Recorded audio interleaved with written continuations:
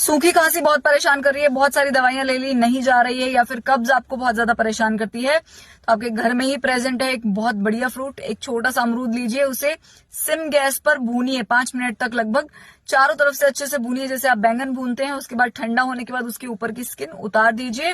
तो उसके बाद या तो सिलबट्टे पे उसे अच्छे से पीसिए, या फिर मिक्सी में भी आप उसे डालकर पीस सकते हैं। ऊपर से काला नमक, थोड़ा सा हींग, और अगर आप चाहें तो थोड़ी सी लाल मिर्ची भी डाल सकते हैं। ये सारी चीज डालकर उसे अच्छे से मिक्सी में बना लीजिए, आप चटनी बना लीजिए। इस चटनी को सुबह शाम खाने के साथ भी खा सकते हैं, रोटी के साथ, या फिर एक एक चम्मच वैसे भी खा सकते हैं। बहुत टेस्टी होती है और सूखी खांसी में इसका कोई जवाब नहीं है, तो जरूर ट्राई कीजिए।